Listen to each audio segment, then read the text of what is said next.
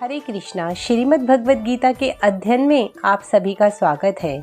आज हम अध्याय 10 श्री भगवान का ऐश्वर्य से प्रारंभ करेंगे।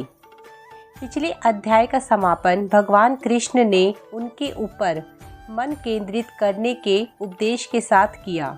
इस अध्याय में कृष्ण अपने ऐश्वर्यों का वर्णन करते हैं जिन पर एक भक्त अपना मन स्थिर कर सकता है और जब कभी इस जगत में किसी ऐश्वर्यशाली, शक्तिशाली और लावण्यमयी वस्तु को देखता है तो भगवान का चिंतन करता है।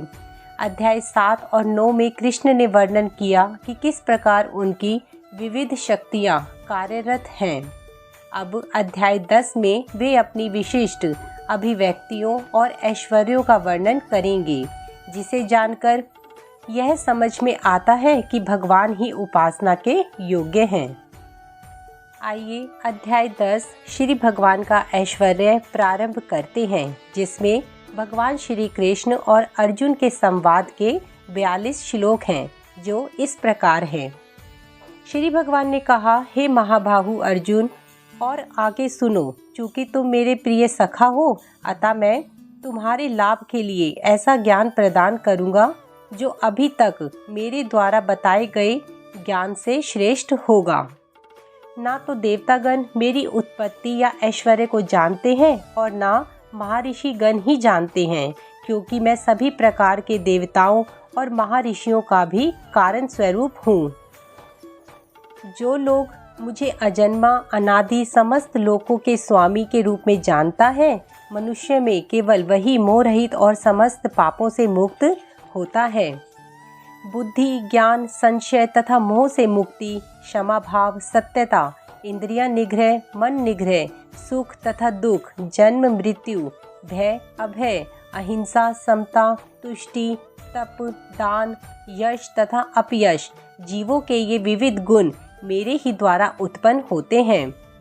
सप्तऋषिगण तथा उनसे भी पूर्व 4 अन्य महर्षि एवं सारे मनु, मानव जाति के पूर्वज सब मेरे मन से उत्पन्न हैं और विभिन्न लोकों में निवास करने वाले सारे जीव उनसे अवतरित होते हैं।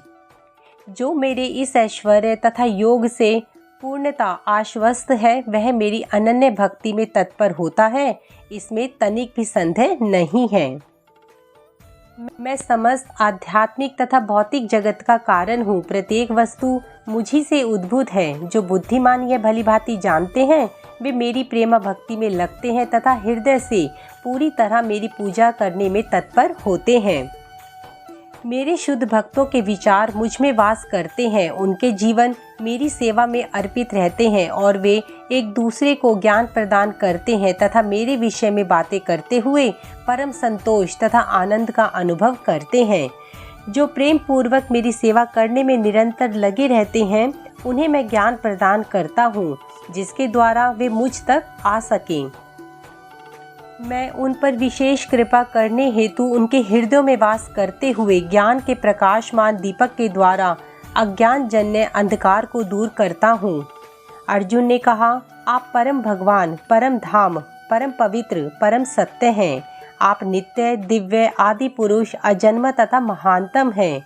नारद, असित, देवल तथा व्यास जैसे ऋषि आपके इस सत्य की पुष्टि करते हैं और अब आप स्वयं भी मुझसे प्रकट कह रहे हैं।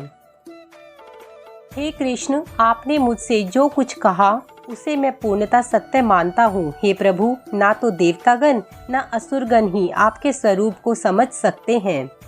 हे परम पुरुष, हे सबके उद्गम, हे समस्त प्राणियों के स्वामी, हे देवों के देव, हे ब्रह्मांड के प्रभु, निसंदेह एकमात्र आप ही अपने को अपनी अंतरंगा शक्ति से जानने वाले हैं। कृपा करके विस्तार पूर्वक मुझे अपने उन दैवी ऐश्वर्य को बताएं, जिनके द्वारा आप इस समस्त लोकों में व्याप्त हैं। हे कृष्ण, हे परम योगी, मैं किस तरह आपका निरंतर चिंतन करूं और आपको कैसे जानूं? हे भगवान, आपका चिंतन किन किन रूपों में किया जाए? हे जनार्दन, आप पुनः विस्तार से अपने ऐश्वर्य तथा योग शक्ति का वर्णन करें। मैं आपके विषय में सुनकर कभी तृप्त नहीं होता, क्योंकि जितना ही आपके विषय में सुनता हूँ, उतना ही आपके शब्द अमृत को चखता जाता हूँ। श्री भगवान ने कहा, हाँ, अब मैं तुमसे अपने मुख्य वैभव युक्त रूपों का वर्णन करूँगा, क्योंकि हे अर्जुन, मेरा ऐश्वर्य असीम है। हे अर्जुन, मैं समस्त जीवों के हृदय में स्थित परमात्मा हूँ। मैं ही समस्त जीवों का आदि, मध्य तथा अंत हूँ। मैं आदित्यों में विष्णु, प्रकाशों में तेजस्वी सूर्य, मरुतों में मरीचि तथा नक्षत्रों में चंद्रमा हूँ। मैं वेदों में सामवेद हूँ, देवों में स्वर्ग का राजा इंद्र हूँ, इंद्रियों में मन हूँ तथा समस्त जीवों में जीवन शक्ति चेतना हूँ। मैं समस्त रुद्रों में शिव हूँ, यक्षों तथा राक्षसों में संपत्ति का देवता कुबेर हूँ, वसुओं में अग्नि हूँ और समस्त पर्वतों में मेरु पर्वत हूँ। हे अर्जुन, मुझे समस्त पुरोहितों में मुख्य पुरोहित बृहस्पति जानो। मैं ही समस्त सेना नायकों में कार्तिकेय हूँ और समस्त जलाशयों में समुद्र हूँ। मैं महर्षियों में भृगु हूँ, वाणी में दिव्य ओंकार हूँ, समस्त यज्ञों में पवित्र नाम का कीर्तन जप तथा समस्त अचलों में हिमालय हूँ। मैं समस्त वृक्षों में पीपल वृक्ष हूँ और देव ऋषियों में नारद हूँ। मैं गंधर्वों में चित्ररथ हूँ और सिद्ध पुरुषों में कपिल मुनि हूँ। घोड़ों में मुझे उच्चैःश्रवा जानो, जो अमृत के लिए समुद्र मंथन के समय उत्पन्न हुआ था। गजराजों में मैं ऐरावत हूँ तथा मनुष्यों में राजा हूँ। मैं हथियारों में वज्र हूँ, गायों में सुरभि, संतति उत्पत्ति के कारणों में प्रेम का देवता कामदेव तथा सर्पों में वासुकी हूँ। अनेक फनों वाले नागों में मैं अनंत हूँ और जलचरों में वरुण देव हूँ। मैं पितरों में अर्यमा हूँ तथा नियमों के निर्वाहक में मैं मृत्युराज यम हूँ। दैत्यों में मैं भक्तराज प्रहलाद हूँ, दमन करने वालों में मैं काल हूँ, पशुओं में मैं सिंह हूँ तथा पक्षियों में मैं गरुड़ हूँ।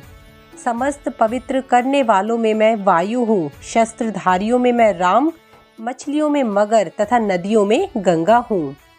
हे अर्जुन, मैं समस्त सृष्टियों का आदि, मध्य और अंत हूँ।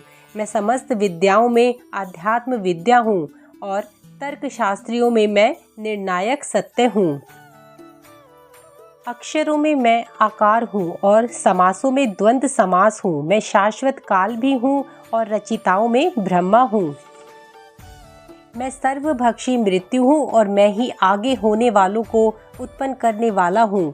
स्त्रियों में मैं कीर्ति, श्री, वाक, स्मृति, मेघा, धृति तथा क्षमा हूँ। मैं सामवेदों के गीतों में भृत साम हूँ और छंदों में गायत्री हूँ। समस्त महीनों में मैं मार्गशीर्ष, अघन तथा समस्त ऋतुओं में मैं फूल खिलाने वाली वसंत ऋतु हूँ।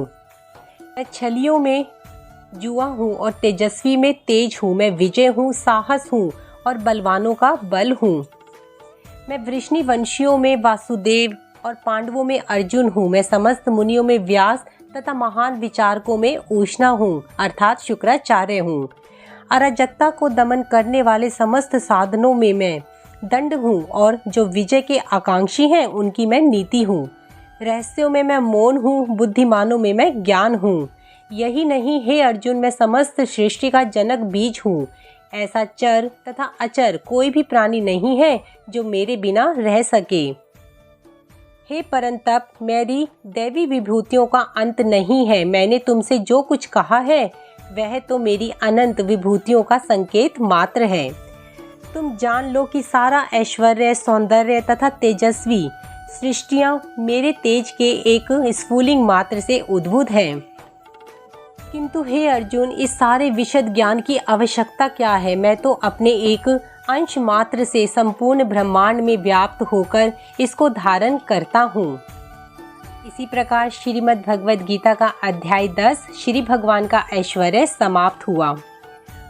पूरे अध्याय का सार यही है कि सभी उद्भूत और तेजस्वी वस्तुओं को कृष्ण की विभूति समझना चाहिए, क्योंकि कृष्ण सभी में व्याप्त हैं। कृष्ण एक अवतार नहीं है, वे सभी अवतारों के स्रोत हैं। इसीलिए भगवान श्री कृष्ण सबसे पूजनीय और सेवा के योग्य हैं।